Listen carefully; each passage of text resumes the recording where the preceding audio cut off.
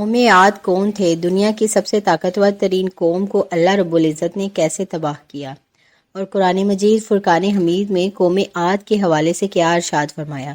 قوم عاد اس وقت کہاں موجود ہے؟ جدید تحقیق نے کس مقام سے قوم عاد کے مجسمے دریافت کیے ہیں؟ آج ہم آپ کو کھجور کے درختوں کے برابر قد اور مضبوط ترین جسامت والی قوم عاد کی عبرت ناک داستان سنائیں گے۔ ناظرین، بحر عرب اور بحر احمر کے درمیان عرب کے جنوب و شمال میں دونوں جانب یعنی عمان، حضرموت، بحرین اور مغربی یمن تک ایک وسیع صحرا ہے جسے صحرائے الاحقاف کے نام سے یاد کیا جاتا ہے۔ اسے صحرائے اعظم اور عربی میں الخالف بھی کہا جاتا ہے۔ الاحقاف حقف کی جمع ہے جس کے لغوی معنی ریت کے بلند و بالا اور وسیع و ریز ٹیلے کے ہیں۔ اس بیابان صحرا میں سفر کرنا تو دور کی بات، اس کے اندر قدم رکھنے کا بھی تصور نہیں کیا جا سکتا، کیونکہ موت کی اس وحشتناک وادی کی جانب رخ کرنا خودکشی کے مترادف ہے۔ یہی وجہ ہے کہ مقامی بدوؤں سے لے کر مہم جو سیاحوں تک کوئی اس صحرا کے قریب جانا پسند نہیں کرتا۔ سفید اور باریک ریت کے ہزاروں فٹ اونچے پہاڑوں میں اگر کوئی شے پھینکی جائے تو وہ لمحوں میں غرق ہو جاتی ہے اور ریت کی سطح پر جنبش تک نہیں ہوتی۔ یہ صحرا اللہ بزرگ و برتر کی کھلی نشانیوں میں سے ہے اور اہل دنیا کے لیے عبرت بھی۔ الاحقاف نامی اس بھیانک وادی کو دیکھ کر یہ گمان بھی نہیں کیا جا سکتا یہ کسی زمانے میں دنیا کا سب سے زیادہ سرسبز و شاداب علاقہ تھا، جہاں بے شمار پھلوں اور پھولوں کے وسیع باغات، ٹھنڈے پانی کے چشمے، آبشاریں اور بلند و بالا عمارتیں تھیں، جس میں دنیا کی سب سے زیادہ طاقتور، مالدار اور شاندار تمدن رکھنے والی قوم عاد تھی۔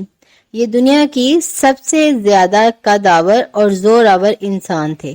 اتنے طاقتور لوگ اللہ نے پھر پیدا نہیں کیے، جیسا کہ اللہ جل شانہ نے قرآن مجید فرقان حمید میں ارشاد فرمایا، ان جیسی کوئی قوم اور ملکوں میں پیدا نہیں کی گئی۔ حضر موت اور نجران کے درمیانی علاقے الاحقاف میں قوم عاد کے جسے قوم علم بھی کہا جاتا ہے 13 قبائل پر مشتمل تھی۔ بسم اللہ الرحمن الرحیم۔ السلام علیکم ناظرین، آج ہم آپ کو حضرت ہود علیہ السلام کا واقعہ بیان کریں گے۔ حضرت ہود علیہ السلام قوم عاد کے نبی تھے۔ عاد کا تعلق عرب کے پرانے قبیلے سامیہ سے تھا۔ عاد عربی کا لفظ ہے، اس کا مطلب ہے بلند اور مشہور۔ قوم عاد کو کہیں کہیں عمالقہ بھی کہا گیا ہے۔ قوم عاد حضرت عیسیٰ علیہ السلام سے 2000 سال پہلے گزری ہے۔ قرآن عزیز میں اس کو حضرت نوح علیہ السلام کے بعد آنے والی قوم کہا گیا ہے۔ عاد عرب کے سب سے بہترین علاقے حضر موت کے علاقے میں آباد تھی۔ ان کی آبادی عراق تک پہنچ گئی تھی۔ یہ لوگ بھی بت پرست تھے، بتوں کی پوجا کیا کرتے تھے، بت تراشنے کے ماہر تھے۔ ان کے جھوٹے معبود بھی حضرت نوح علیہ السلام کی قوم کے بت ود، سوا، یاگوس، یعوق اور نصر ہی تھے۔ ان کے علاوہ ایک بت کا نام سمود اور ایک کا نام ہتار تھا۔ کہا جاتا ہے کہ حضرت نوح علیہ السلام کی قوم کے بت طوفان کی وجہ سے زمین کی تہہ میں چلے گئے۔ ابلیس مردود نے ان کا پتہ لوگوں کو بتایا۔ انہوں نے ان بتوں کو پھر زمین سے نکال لیا تھا اور ان کی پوجا شروع کر دی۔ دراصل یہ سب بڑے بڑے بزرگ تھے۔ ان کے مرنے کے بعد شیطان نے اس زمانے کے لوگوں کے دلوں میں یہ بات ڈالی کہ ان بزرگوں کی عبادت گاہوں میں ان کی یادگار تعمیر کرنی چاہیے، چنانچہ ان لوگوں نے وہاں نشان بنا دیے۔ عاد اپنی طاقت اور حکومت کے نشے میں ایسے ڈوبے کہ انہوں نے اللہ واحد کو بالکل بھلا دیا۔ اپنے ہاتھوں سے بنائے گئے بتوں کا معبود مان کر شیطانی عمل کرنے لگے۔ تب اللہ تعالیٰ نے انہی میں سے ایک پیغمبر حضرت ہود علیہ السلام کو مبعوث فرمایا۔ حضرت ہود علیہ السلام قوم عاد کی سب سے بڑی اور باعزت شاخ خلوت میں سے تھے۔ آپ کا رنگ سرخ اور سفید تھا، چہرہ بہت خوبصورت تھا، داڑھی بڑی تھی۔ آپ نے اپنی قوم کو اللہ تعالیٰ کی طرف بلایا، اس کی عبادت کی دعوت دی۔ وہ لوگ بہت ظالم اور سرکش تھے، انہیں ظلم و ستم کرنے سے منع کیا۔ قوم عاد نے آپ کی ایک نہ سنی، الٹا انہیں سختی سے جھٹلایا اور غرور و تکبر میں کہنے لگے، آج دنیا میں ہم سے زیادہ طاقتور اور شان و شوکت کا مالک کون ہے؟ ہود علیہ السلام مسلسل اسلام کی تبلیغ میں لگے رہے، قوم کو اللہ کے عذاب سے ڈراتے رہے، انہیں بتاتے رہے کہ غرور اور سرکشی کا انجام بہت بھیانک ہوگا۔ آپ نے قوم نوح کی مثالیں دے کے انہیں سمجھایا، طوفان کی کیفیت ان کے سامنے بیان کی۔ آپ نے ان سے فرمایا، اے قوم، اپنی جسمانی طاقت، حکومت اور شان و شوکت پر گھمنڈ نہ کر، بلکہ اللہ کا شکر ادا کر کہ اس نے تجھے یہ دولت بخشی، خوشحالی عطا کی، لہٰذا اس کی نعمتوں کو نہ بھول۔ اپنے ہاتھوں سے بنائے بتوں کی پوجا سے باز آ جا، یہ نہ تجھے کوئی نفع پہنچا سکتے ہیں، نہ کوئی نقصان، نہ دکھ پہنچا سکتے ہیں، نہ سکھ۔ موت اور زندگی، نفع اور نقصان سب اللہ کے ہاتھ میں ہے۔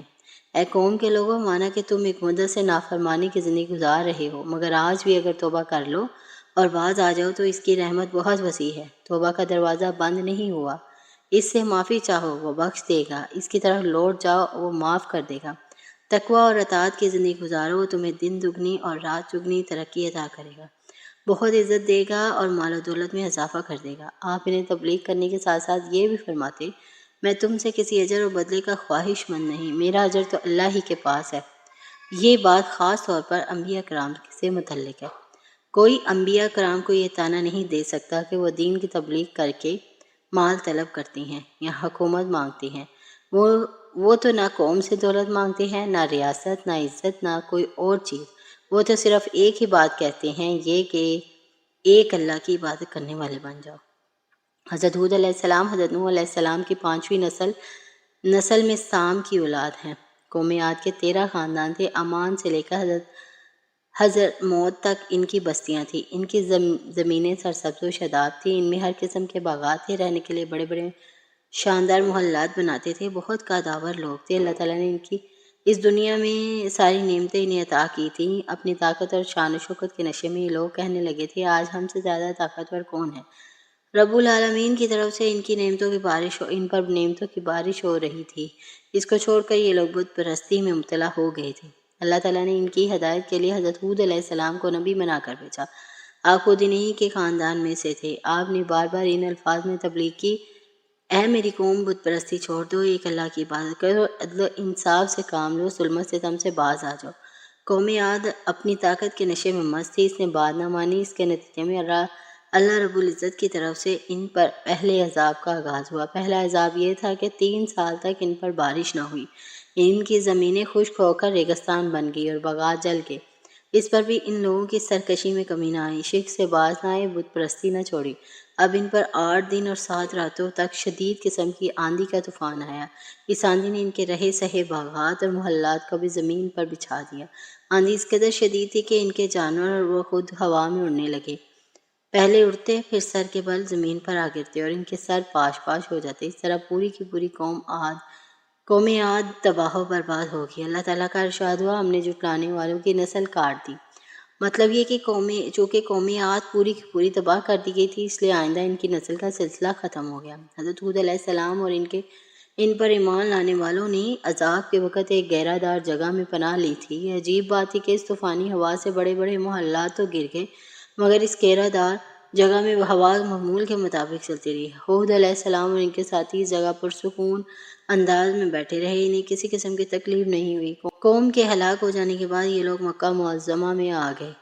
قوم عاد پر ہوا کا جو طوفان آیا، اس کا ذکر اللہ تعالیٰ نے قرآن کریم کی سورہ الحاقہ میں یوں فرمایا، قوم عاد ایک سخت آندھی سے ہلاک کیے گئے اور ان پر 7 راتوں اور 8 دن تک چلتی رہی۔